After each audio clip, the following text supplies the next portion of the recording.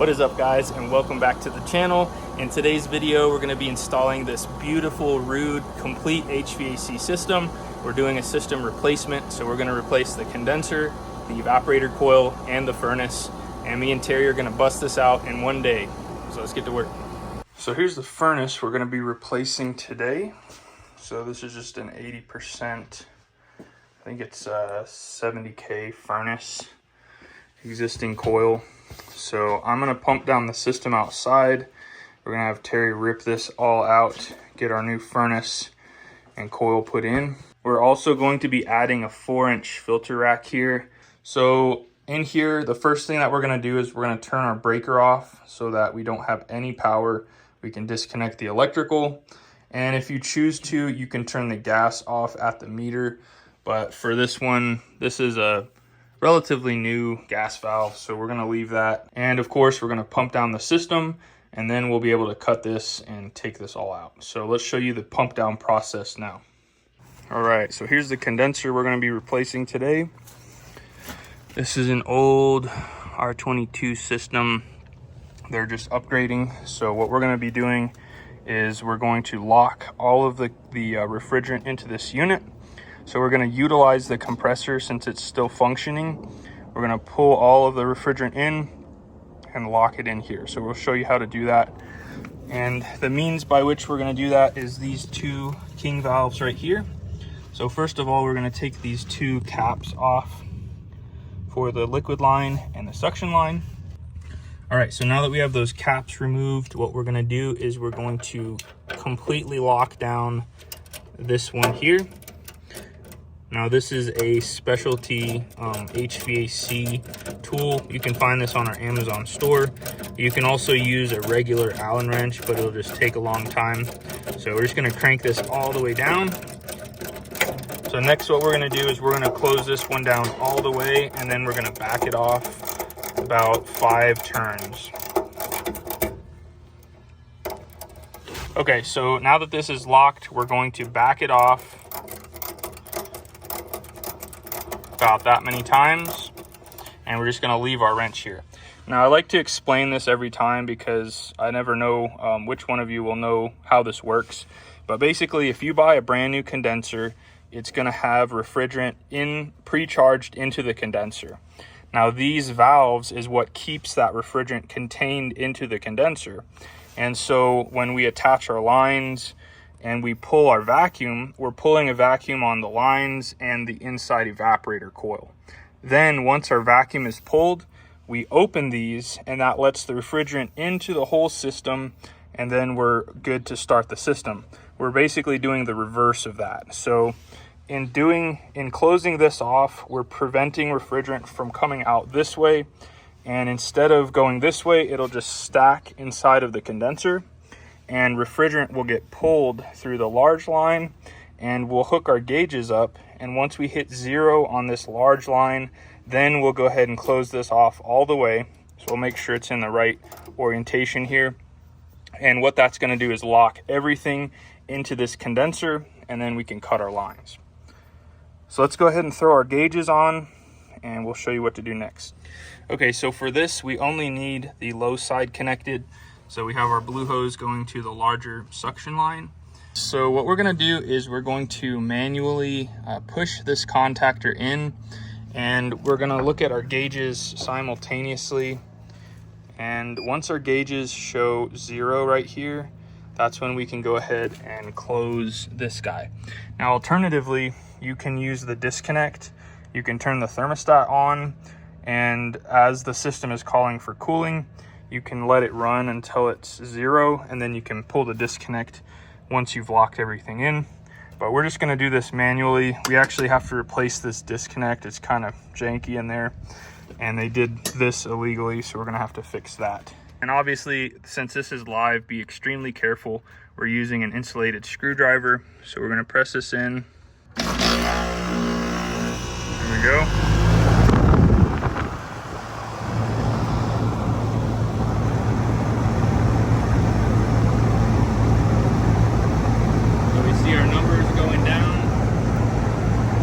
Wait for that to get a little bit past 0 into a negative, and then we're going to go ahead and lock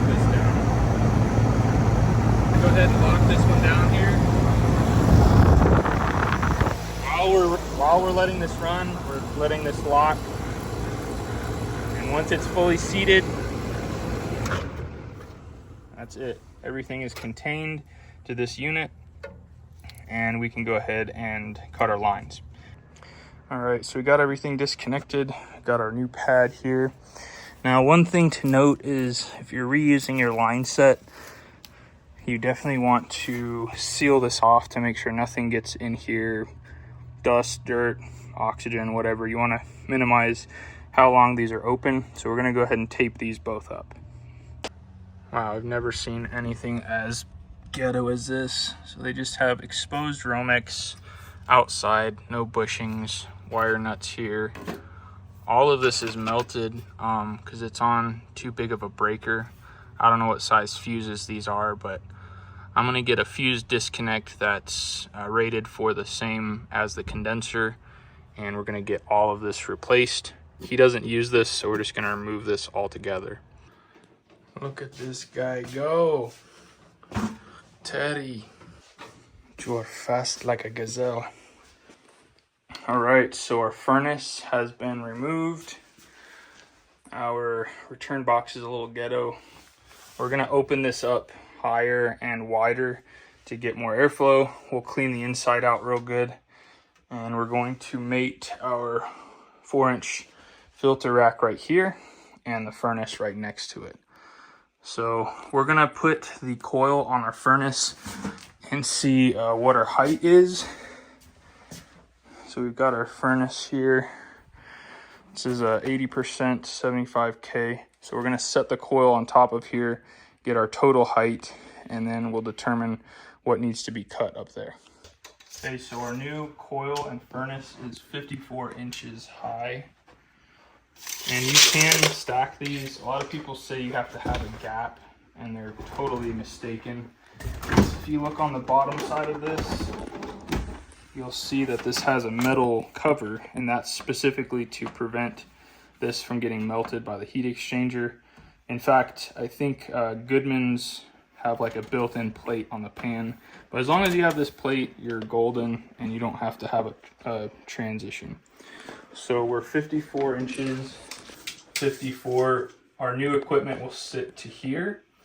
And so what we're gonna do is we're going to measure this line here, and we're gonna make this completely straight all the way to this point.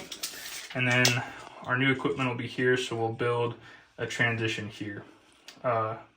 What we could do to give ourselves a little bit more room is we could actually take it up a little bit higher, and that'll give us more room to work with. But we're gonna make that straight, set our equipment in, and we'll build our transition. All right, guys, so here's a little update for you. So we shifted this unit as far over towards this window well as we could here. We leveled this out completely. We have our new Rude condensing unit set in place. We got plenty of room to work here to get to our disconnect, and we're gonna try and shift this. This will be the right of our box here, and then we have plenty of room to make our joints. Now, since we're using Stay Bright 8 here with this install, I try to avoid using Stay Bright 8 in a vertical joint. So I'm not gonna cut it here. You can if you need to do that, but you need to be real sparing on the silver solder, because if you put too much, it could potentially run into the pipe. Whereas horizontally, it'll pull and it'll stay as one glob if you put too much. So we're gonna cut this here and here, and we're gonna make our joints. We may not actually even have to cut the smaller line here, but we're gonna cut this. We're gonna do our bends, go right in, and then our filter dryer is gonna go on the inside. So we'll show you once we have our lines fitted, and we'll go from there. So we're just gonna be using a regular torch here. That's what I love about Stay Bright 8. You can use propane, which is a blue tank. I'm just choosing to use MAP gas because that's what this combo came with. And this is an auto torch, so it auto ignites, which is really nice as well. So the first thing that we're gonna do is we're going to put our flux on this male end. We're not going to put it on the female end. Now this is part of the Stay Bright 8 kit, and that kit can be found on our Amazon store. Simply go to the video description, click on My Favorite HVAC Tools, and you'll see this combo there. So what we're gonna do here is we're just gonna put some flux on the male end. We're not gonna put it on the female end. I don't ever put it on the female end, and I've never had a single problem. You don't have to put too much, just enough there. Now I already soldered this joint. I did this in the horizontal position, so I don't have to do it now. But now that it's already attached, we're just going to slip this piece on here. All the way, just like that. And we're just gonna verify that everything works down at the other end of the connection. Now you'll notice when I'm doing this that I'll apply some heat from this side and I'll feed my solder in right here. And then I'll heat it up over here and I'll feed my solder in on the other side. Now a good technique that you can follow too is that if you make a hook like this, that's about the same diameter of that pipe. That's about how much solder you want to use for this pipe. You can blow through this pretty quick, so be cognizant of how much solder you're throwing into it.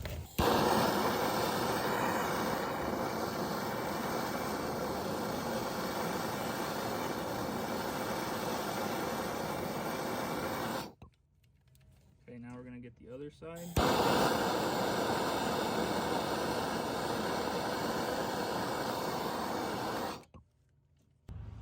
Okay, so as you can see, we have nice coverage all the way around. Exactly what we're after. Same for this guy. Beautiful. So the last joint we have to make is right here, these two, and then we'll make this look pretty, put our insulation over our suction line. Now on these guys, you can choose to put a wet rag or some heat block here, but this literally goes so fast that I never wrap these and I haven't had a single problem. Never overheated one of these, so I'm not going to take steps that are unnecessary. So just something to keep in mind.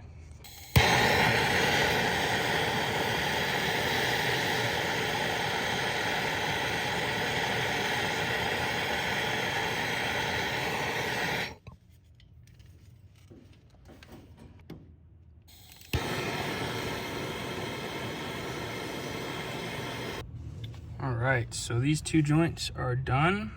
We're just gonna inspect these all the way around. All right, so we're done with the soldering here. We have this insulated. This you can purchase on Amazon.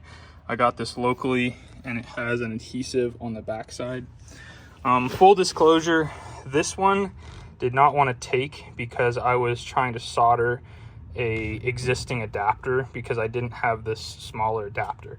So I did go ahead and braze this.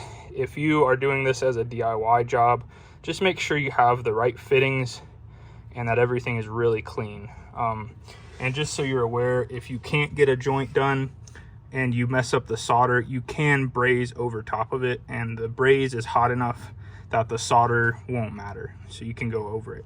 So we got that one done there. Everything is done out here.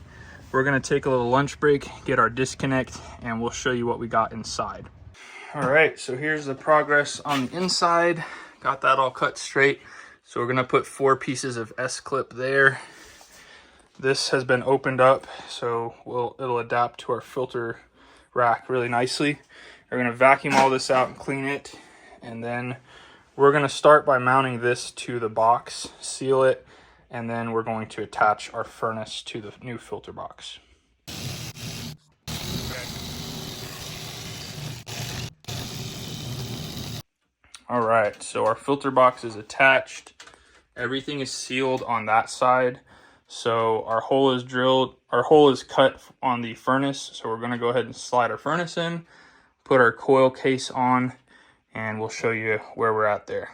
All right, so in order to build our transition, once we set this on top of the furnace, we need to access this in order to build all 4 sides of our transition. So what we're gonna do is we're gonna take this front cover off, and we'll show you how easy it is to slide this coil out.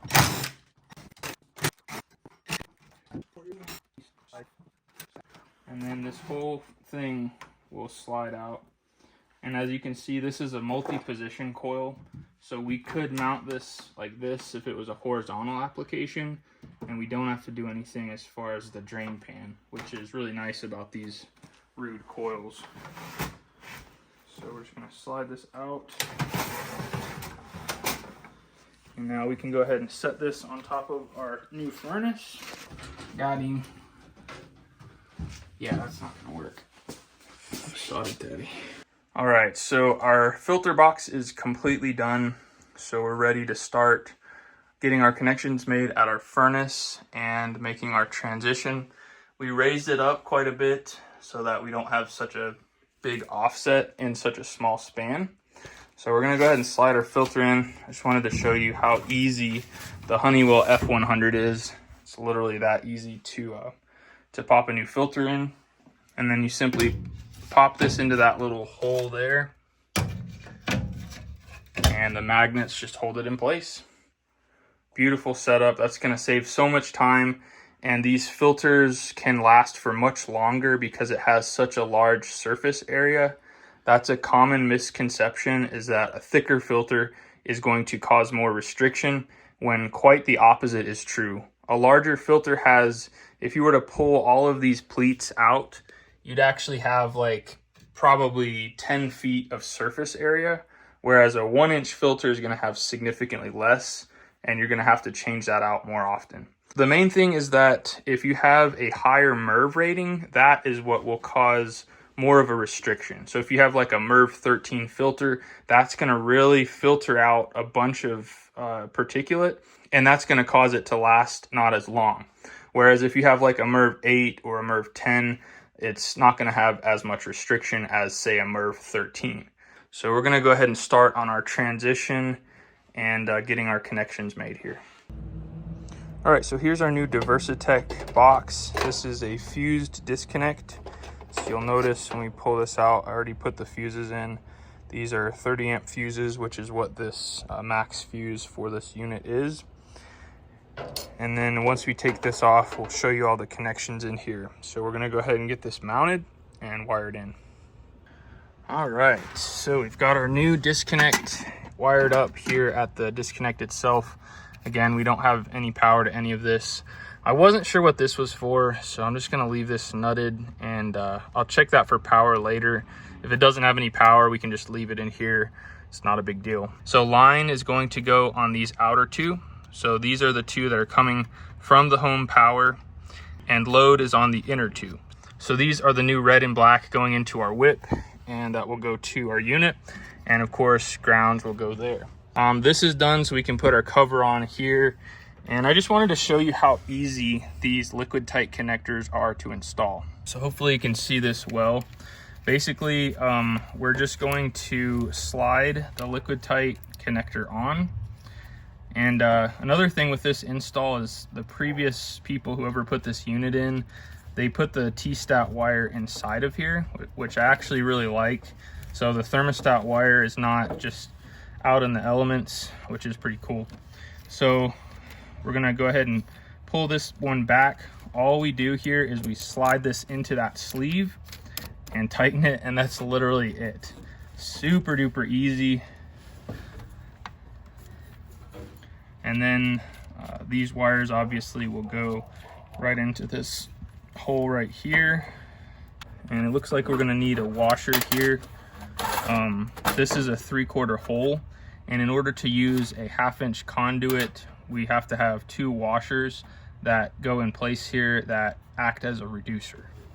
So this is what those look like. So they just slide in right there. And we'll put one on the other side as well.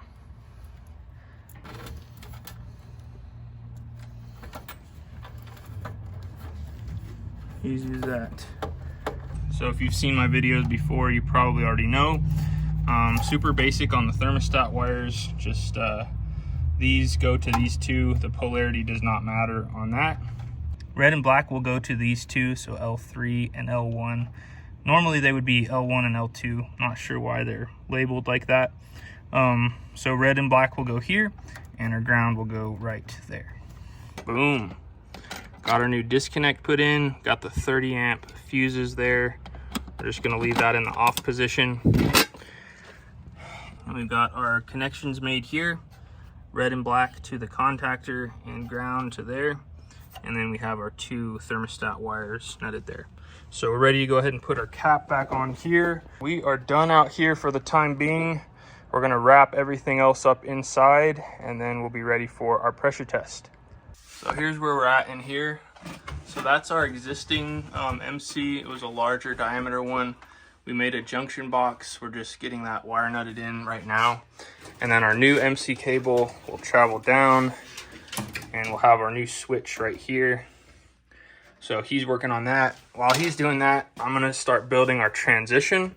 So I'm gonna walk you through how to build this transition from start to finish. Okay, so the first thing we need to do is we need to measure our width this way, exactly from end to end. So we're 17 3/4. And from end to end here, we are 17 3/4. So we're exactly the same width. Now what we need to make note of is, if you imagine this line going straight down, we're going to basically measure this offset. So if we come straight down with it, we have about 6 inches, maybe 5.5 inches of offset. So 17.5, we're gonna go 5.5 inches this way. And let's measure our height now. And we're gonna go all the way to the top of the S-clip. So we're gonna go to 16 inches here. Okay, so for our back piece and our front piece, we're gonna add 2 inches, and that's going to accommodate for those bends. So once we have them bent, we're gonna put S-clip on there and that will receive the next piece. So if you remember, our dimensions here and here was 17.5. So we're gonna add 2 to this. So we're gonna make these 19.5. Now the height is going to be 16 inches. We're going to add a 1/4 inch. And what that 1/4 inch is for is we're going to take the bottom and we're gonna bend it 90 degrees, and that's gonna give us something to put the zip screws into the coil. The top is gonna be straight and it's gonna slide right into that S-clip. Remember right here, we're at 5.5 inch offset. So we're gonna measure from this corner over to here, 19.5 inches. Then we're gonna give ourselves from that mark 5.5 inches. We're gonna make a mark there. And now we're gonna measure from the end to that mark after the 5.5 inches, and that gives us 25. Now we're gonna go up here. I'm gonna mark it at 25 just so we know that this is a straight line here. I'm gonna go ahead and measure our 16.25, 16.25.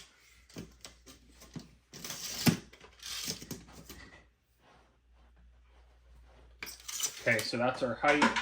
This is our 25. Now, that's basically going to go all the way to here. So we can take our straight edge and we can make that mark. So we're just gonna use this piece of styrofoam to mark from here to there. And we can go ahead and make our mark from edge to edge here. What we're gonna do now is we're gonna take that 5.5 inches off here, and then we can make our mark from this corner to here. And that is going to be our piece. So we're gonna be using these Malco shears. These make pretty quick work of it.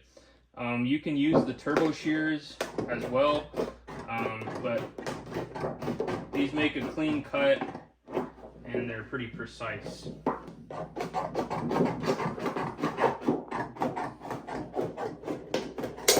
Now the next thing that we're going to do is we're going to cut a 1/4 inch by 1 inch slot on the bottom here. And what that's going to do is that's going to accommodate for this 1/4 inch bend that we're going to make right here. So we're going to do that on both bottom sides.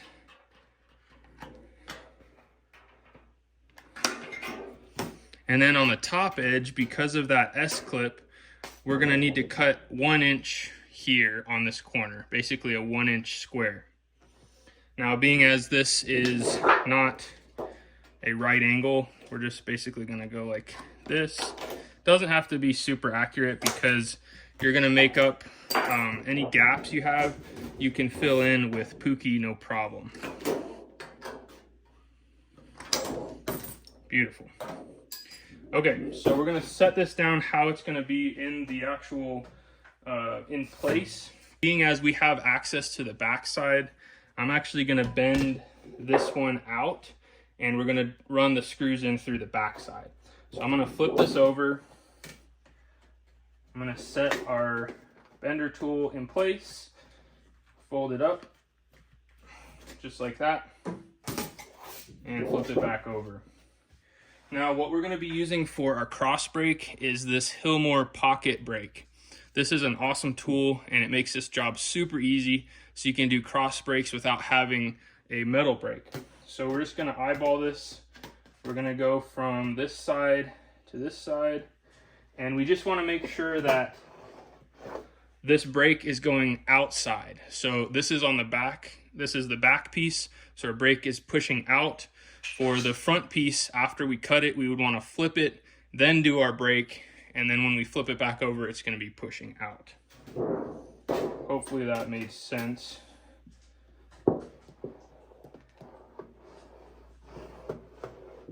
Okay, so that's gonna be the back side. The last thing we're gonna do is we're gonna bend these two in, and then this piece will be complete. So we have a 1/4 inch and a 3/4 inch on this tool. So we're just gonna slide it into that groove, and then we're gonna bend it in 90 degrees, just like that. Do the same for this side.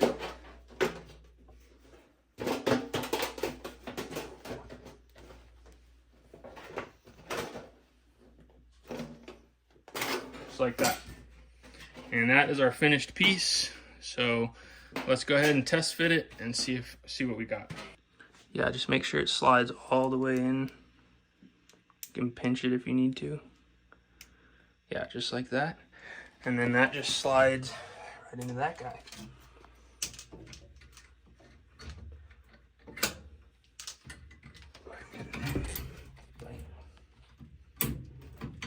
Beautiful. All right, so our transition is, the back piece looks beautiful, fits perfect. So we'll show you how to do the left side and the right side next, and then the last piece will be the front. Okay, so for the side piece, the only bend that we're gonna have to make is for the bottom, that little 1/4 inch bend. I think we'll bend this one out, and then we'll screw it, have something to screw. But our S-clip is gonna go right here. I haven't put that in yet, and then our S-clip will go here. So this piece will slide into that S and this S, and then we'll just zip screw it. So we're just gonna take a measurement from end to end here, and we've got 20 inches, end to end here, 20 inches, beautiful. So thankfully these are the same exact size, otherwise this would be a little bit more difficult. So 20 to 20, and then if you were to look at this from this angle, this piece actually comes up and kind of goes to the left a little bit. So I'm just gonna eyeball this. I'm gonna say 4 inches. So we're gonna go up and to the left 4 inches. Okay, so here's my little sketch. We're gonna go up and to the left 4 inches.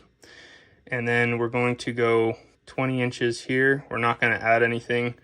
20 inches here. Last measurement we need should be the same, but it's up and down. And we're just gonna go from the base to the S. I'm gonna go 16.5 on this one, because that one was a little bit short, but we still were able to get that zip screw in, and it's secured really nicely. All right, so there's our piece. We're gonna come over 4 inches, make our mark. Then we're gonna go 20 inches from that mark. It's gonna put us right there.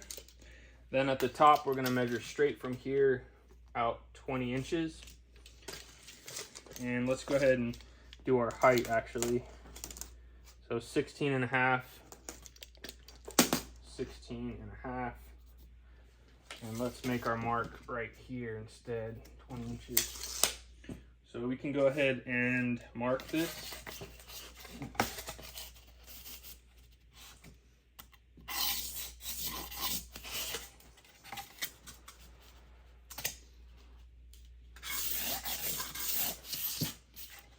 And then we're going to go to this mark here.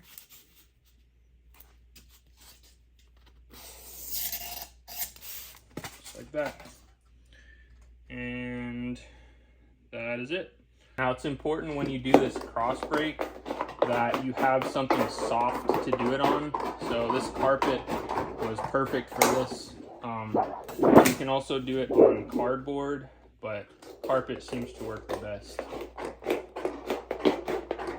If you don't want to buy this tool, you can also use a window screen roller for the little gasket. You can get those at Home Depot.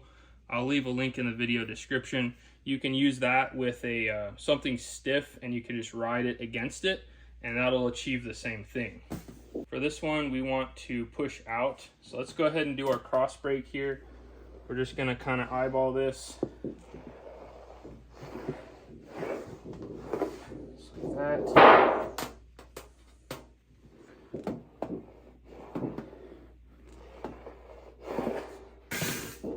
Beautiful. Now what we're going to do is cut out the bottom piece like this so we can make our bend on the bottom.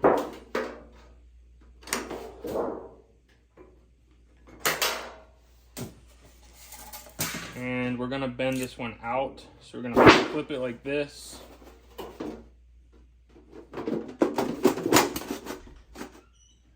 Okay, last thing we're going to do is we're just going to cut out our 1-inch pieces here.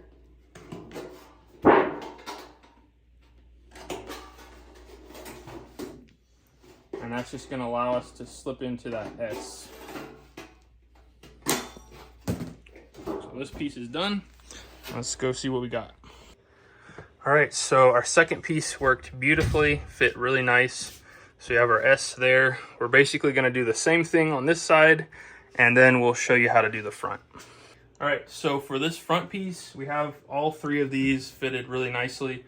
So for the front piece, we're basically just going to duplicate what we did on the back piece, but we're going to reverse the cross breaks, and that's pretty much the only change. So we're going to go 19.5 both ways. We're going to go 5.5-inch offset, 16.25 up and down, and then we're going to make our bend on the bottom, and we're going to bend it out like this so that we can run some zip screws in right here. All right, folks, so this is all pookied up. Everything has been sealed, and our last piece is right here, and it fits beautifully. So I'm going to go ahead and show you how to pop this last piece in real quick. Hopefully, so these 2 will slide into that S, and this flat piece will slide in. It's a little bit trickier when you have a fresh roll because it wants to stay with the curvature of that roll. We're just going to start in this corner, feed it up into that S, just kind of shimmy it, let it find its place here. There we go. Now we're going to kind of feel for this piece here, slide that in.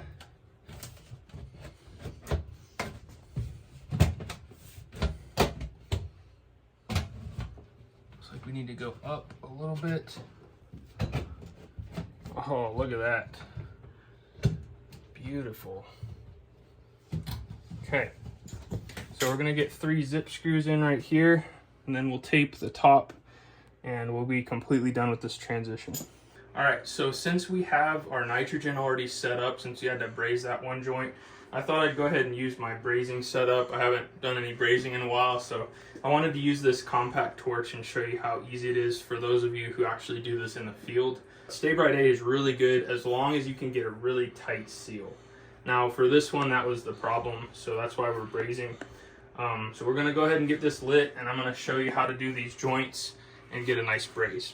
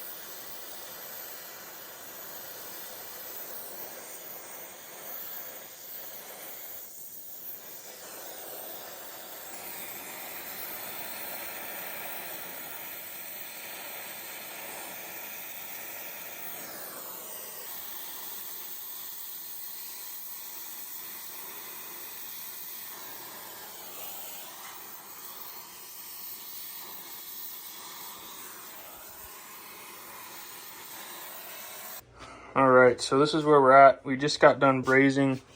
Terry's working on our condensate drain. So we've got a trap or a T right here. It's gonna go down to our drain. We've got our drip leg right here going over to our flex. This is code in Utah for earthquakes. So we're ready to turn this on. We'll go ahead and spray all of this down just to make sure we don't have any leaks. We're gonna get this little reducer attached here. Now that this is cooled off, we'll wipe down all of our fittings, and we're under our pressure test right now. Everything turned out really good. And of course we had our nitrogen flow going during the brazing process. So that's where we're at. We're gonna get this electrical attached here so it looks nice. And once our pressure test is done, we'll do our vacuum and we'll be ready to fire this bad boy up. Okay, so we're gonna do our tightness test. We're gonna press and hold that guy, press enter to start. Now how this works is it has a timer here and it's got our pressure differential over here.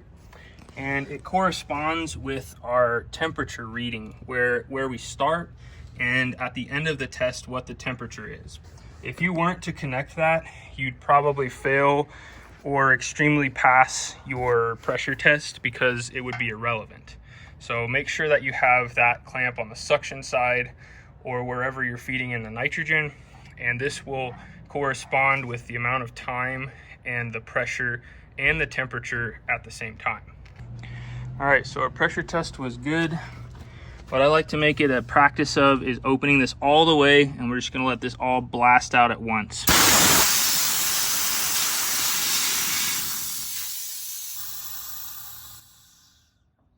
Okay, close that back off. And now we're ready to go ahead and pull our vacuum. So we're gonna get the True Blue hose hooked up to that, and our micron gauge, and we'll get this vacuum started. All right, so this pump has just been on for a few minutes now. Not even, maybe a couple minutes. We're already down to 24 and dropping pretty rapidly. And this is the best way to have your micron gauge. It's the farthest away from the vacuum pump. If you put it close to the vacuum pump, like by your core removal tool, you're not gonna get a good reading, and it's gonna be thrown off by the actual vacuum pump. So I like to always put it here, and then I have a valve here so that when we're done pulling the vacuum, we can isolate, and then we can go ahead and open both of our king valves.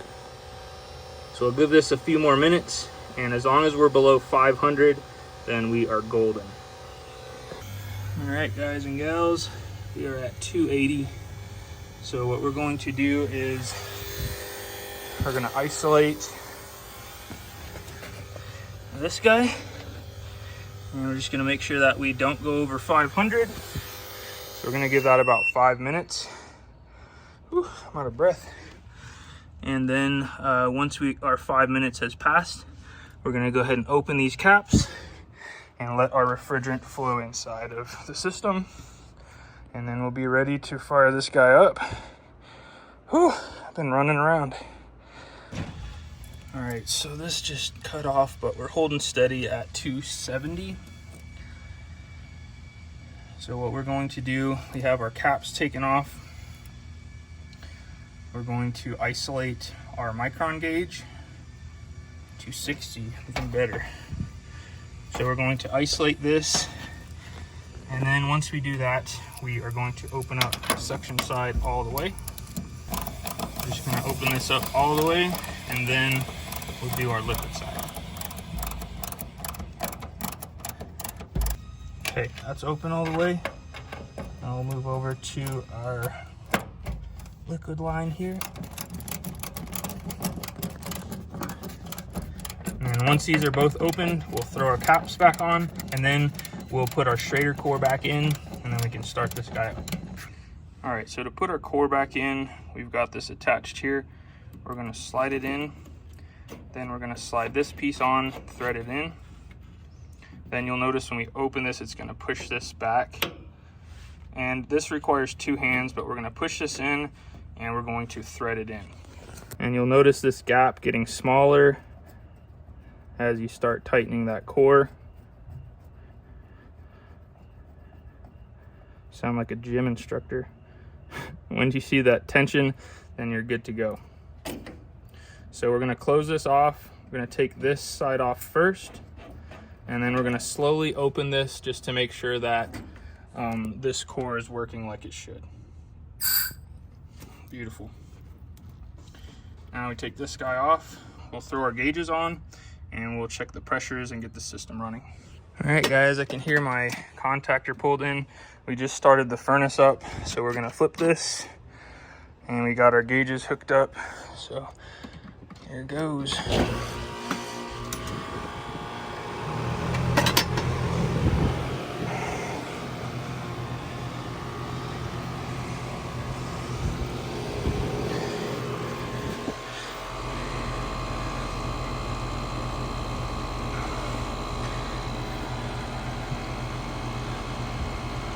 I'm gonna come back tomorrow and dial this pressure in, but typically I can tell pretty well by our low pressure how the system is running. So we're gonna let these stabilize, and we should be around 130, 135, give or take. So it looks like we're super close to where we wanna be. This thing is nice and quiet. So we'll put our temp probe on our vents, check our delta T, and then we're gonna check our static pressure. I've got a separate video if you want to see more information on that. So our return temp is about 81 degrees. Let's go ahead and check our supply temperature now. We got 20 degrees delta T, so we are spot on with that. And we've got plenty of airflow coming out of the vents. So the system is running like it should. Well guys, I kind of ran out of daylight here to show you the finished product, but we have this. If there's a fuse that's blown, these two red lights will be on. That's what those are for. Got this all insulated. Everything is golden here. We're beer can cold on that guy, pulling tons of heat. So this system is running perfectly and ready to go for the rest of the season into the winter months. Whew, long day, 8 to 8, but man, we got this whole system done in one day, and Terry's learning a lot, so we're super excited to be working as a team.